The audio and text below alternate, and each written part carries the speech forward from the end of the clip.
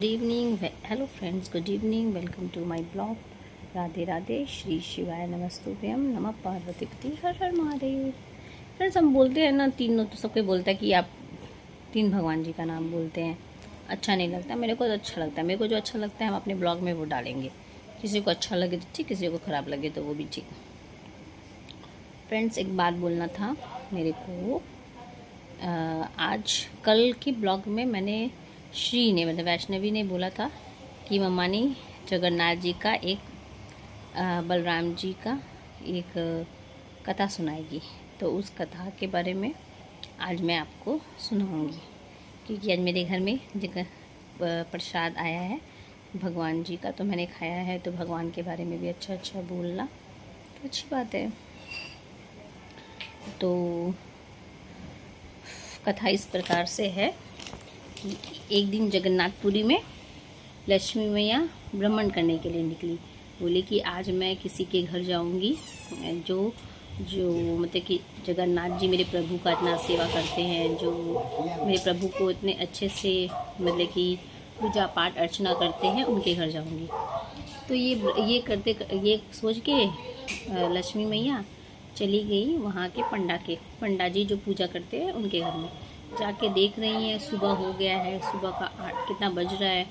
वो ब्राह्मण जी सो रहे हैं। सोने के बाद वो रोज़ एक ही वस्त्र पहनते हैं, जो मतलब कि पूजा करने के बाद उनका खाना जूठा बर्तन पड़ा हुआ है, कुछ काम नहीं, और सुबह धूप निकल गया है वहाँ पे, तभी भी वो सो रहे हैं। तो ये चीज़ देख के लक्ष्मी मैया नाराज़ हुई, तो फिर वो वहाँ से चली गई। जाते जाते देखा उन्होंने कि जो व्यक्ति जो मतलब कि वो मंदिर के वहाँ जो साफ़ सफाई करते हैं, उनके घर में देख रहे हैं रोज़ गोबर का लीपन हो रहा है, तुलसी माँ को पूजा किया जा रहा है। रोज़ सुबह 4 बजे उठ के स्नान करके, साफ वस्त्र पहन के, पूजा पाठ करके भगवान का ध्यान कर रहे हैं, भोजन आरम्भ कर रहे हैं। लक्ष्मी मैया उनके घर चली गई।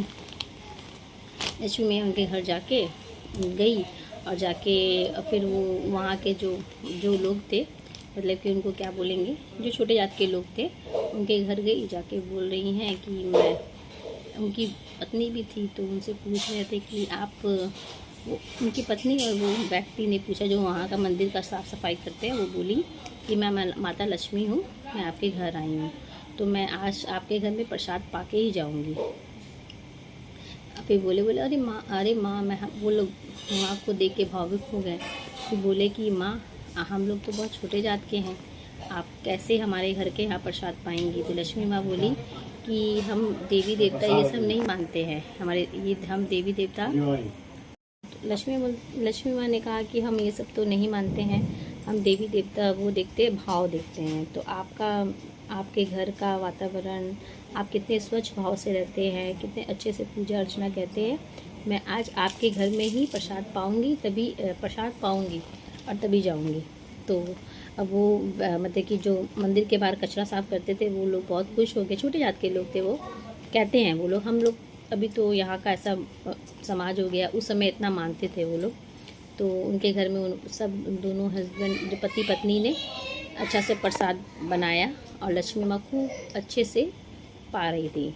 अब वहाँ से श्री मंदिर से जगन्नाथ जी पुरी से बलराम जी भ्रमण को निकले। भ्रमण करके निकलते तो जाके देख रहे हैं कि लक्ष्मी मैया वो छोटे जात के उनके घर में भोजन पा रही हैं। ये देख के वो बहुत क्रोधित हुए हैं। बोले देखो, ये देवी हमारे घर की राजकुमारी हैं, हमारे घर की देवी हैं, और ये छोटे जात के घर में प्रसाद पा रही हैं। ये देख के बलराम जी बहुत दुखी हुए, और वो चले गए वापस जगन्नाथपुरी।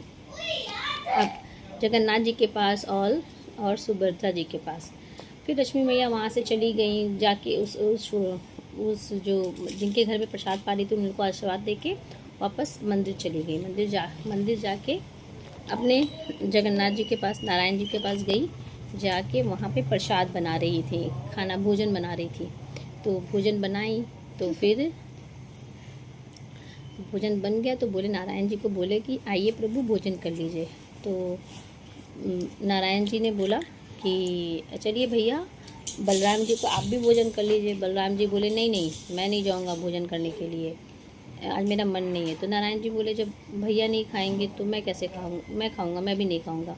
4-5 दिन से लक्ष्मी मैया कंटिन्यू भोजन बना रही थी, और बलराम जी नहीं खा रहे थे, इसीलिए नारायण जी भी नहीं खा रहे थे। 5वें दिन के बाद लक्ष्मी मैया वो क्रोधित हो गई, बोले मैं प्रसाद बना रही हूँ, आप खा नहीं रहे हैं, इसी तो अच्छा चीज़ नहीं है। तो फिर मैं क्या, फिर बलराम जी बोले कि तुम आप वो शूद्र, वो मतलब कि वो छोटे जात के वहाँ चले गए थे भोजन पाने के लिए, जिनका कोई साफ वो नहीं है, छोटे हैं हम लोग का, ये है वो है। जो बलराम जी को बुरा लगा वो बोलने लगे। तो लक्ष्मी मैया बोली नहीं, हमारे लिए तो सब एक बराबर है, जो साफ़ सुथरा से रहेगा। देखिए मैं पहले गई थी पंडित जी के घर, वो देर से सो रहे थे, एक ही वस्त्र को, गंदा वस्त्र को पहन रहे थे, सूरज उग गया, बिना नहाए धोए चले जा रहे थे। इसी के लिए मैं जब इनके घर में गई, जो आपके मंदिर के बाहर सेवा करते हैं, झाड़ू लगाते हैं, उनके घर में जाकर देख रही हूँ कितने अच्छे से साफ़ सुथरा करके रहते हैं, इसीलिए मैं उनके घर चली गई। बलराम जी बोले, लक्ष्मी मैया बोली कि इसीलिए मैं चली गई वहाँ पे। तो तभी बलराम जी बोले नहीं मैं भोजन नहीं पाऊँगा। तो ये सुन के नारायण जी बोले, तो लक्ष्मी बोले ठीक है, मैं तब आप लोग को छोड़ के जा रही हूँ। तो लक्ष्मी वहाँ से रूष्ट चली गई। रात को बलराम जी और जगन्नाथ जी सोए हुए थे। जब सो के उठ के देख रहे हैं, वो ज़मीन में सोए हुए हैं, उनके शरीर में कोई वस्त्र नहीं, सिर्फ एक धोती पहने हुए हैं। जो अलमारी में जितना भी कपड़ा था वो सब गायब हो गया, और अलमारी में फटा पुराना 2-3 ठो वस्त्र रखा हुआ है। तो ये देख के बोले कि क्या बात है, ये ऐसा। तो नारायण जी बोले लक्ष्मी जी चली गई ना, इसलिए हम लोग का ये हालत है। नारायण जी चाहते तो ये 2 मिनट में ठीक कर देते, लेकिन उनको लीला रचना था, उनको समझाना था, सबको दुनिया को बताना था कि छोटे बड़े का भेद नहीं करना चाहिए। इसीलिए नारायण जी कुछ नहीं बोले। वो बलराम जी जो बोल रहे थे वही कर रहे थे। बोले चलो भोजन बना, देख रहे घर में कोई खाने का नहीं है, कुछ भी नहीं है। फिर गए बोले कि चल, अब वो लोग क्या किए, बच्चे का रूप ले लिए, चलो बाहर जाके घूम के खाते हैं। बाहर गए, कहीं से कुछ नहीं मिला, तो फिर एक जगह छोटे बच्चे का रूप लेके रास्ते में भिखारी का रूप बन के बैठ गए। बोले भूख लगा है सबके भिखारी लोग के साथ। तो एक साधु जी जा रहे थे, उनके पास थोड़ा सा मूढ़ी था। मूढ़ी मतलब लाई, हम लोग बंगाल में मूढ़ी बोलते हैं, आप लोग लाई बोलते होंगे। लाई था वो थोड़ा सा। बोले कि अच्छा ठीक है बच्चों, आप लोग सबको ही खा लिए, थोड़ा थोड़ा करके वो साधु जी ने दिया। लक्ष्मी माँ वहाँ से सब देख रही थी। फिर पवन देव को बोला पवन देव को लक्ष्मी माँ बोली, है पवन देव, आप इतने ज़ोर से आप हवा का प्रचार बढ़ा दीजिए जिससे ये सारा मूढ़ी उड़ जाए। तो ऐसा ही हुआ, पवन देव जोर से बहने लगे और सारा मूढ़ी उड़ गया। अब बलराम जी नारायण जी थक गए, बोले कि अब क्या करें, भूख लगा है, कुछ कर नहीं पा रहे हैं। फिर अब एक दूसरी जगह ये हो रहा है, जहाँ पे लक्ष्मी मैया गई थी ना, वो जो उनके घर में झाड़ू लगा रहे थे, जो साफ सुथरा, जो मंदिर के बाहर जो सेवा करते, उनके घर में बहुत अच्छा हो गया। वहाँ पे लक्ष्मी मैया जाके बैठी गई, वहीं पे रह रही थी। उनके घर में इतना सोना चांदी, बहुत सारा वस्त्र सबको दान दे रहे थे, आइए ले जाइए, आइए ले जाइए। तो रास्ते में नारायण जिस लाइन में सब लोग खड़े थे वस्त्र गहना खाना के लिए, उस लाइन में नारायण जी भी बलराम जी भी खड़े थे कि उनको भी कुछ खाने को मिल जाए। वो शुद्ध मतलब कि वो जो शुद्ध थे कि कौन, छोटे जात के जो थे वो अब वो बहुत पैसे वाले हो गए। अब ये चीज़ देख के लक्ष्मी मैया को बहुत दुख ही हुआ। तो वो बोली कि ये चीज़ तो बहुत ख़राब लग रहा है। फिर जाके बोली प्रभु आप मेरे साथ आइए, आपको ऐसा देख के मुझे अच्छा नहीं लग रहा है।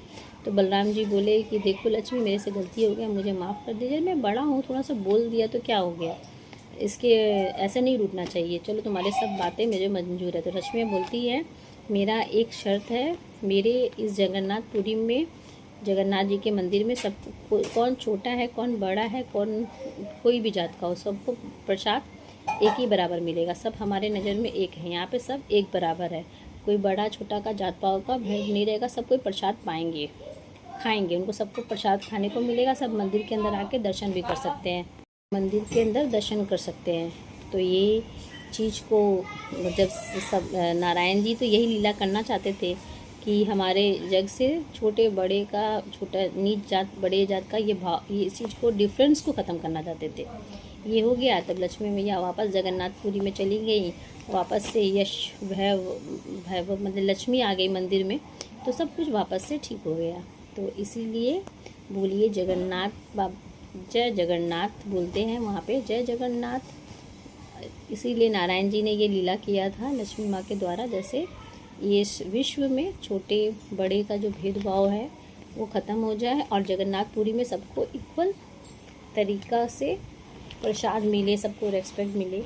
भगवान भी हमको कितना कुछ सिखाते हैं कि देखिए सब बराबर है भगवान की नज़र में, लेकिन हम ही हैं जो इस चीज़ को समझ नहीं पाते हैं। तो आज के लिए ये कथा यहीं समापन हुआ। आप लोग को बताइएगा कि आप लोग को कैसा लगा। और अच्छा आप फ्रेंड्स, आप लोग बताइए कौन कौन जगन्नाथपुरी का दर्शन करने के लिए गया है। मैं गई हूँ, मैं एक बार गई हूँ जगन्नाथपुरी का दर्शन करने के लिए। अगर मौका मिलेगा तो नारायण जी बुलाएंगे तो अवश्य मैं जाऊँगी।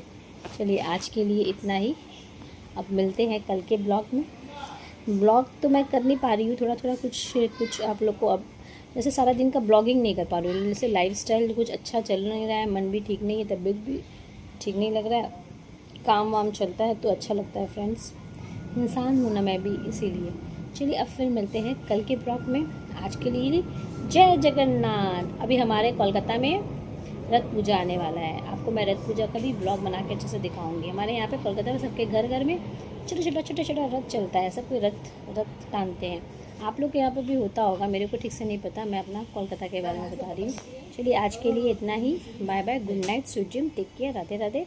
आपको मेरा ब्लॉग कैसा लगता है बताइएगा, कुछ गलती हो तो उसको भी करेक्शन में करूँगी। तो हमारे चैनल को लाइक, फॉलो, सब्सक्राइब जो भी करना है आप सब करिए, अच्छे अच्छे कमेंट्स करिए और शेयर करिए। अगर आपको कुछ भी कोलकाता के बारे में जानकारी चाहिए हो तो मुझे कमेंट करिएगा, मैं कोशिश करूँगी सब सही बताने के लिए।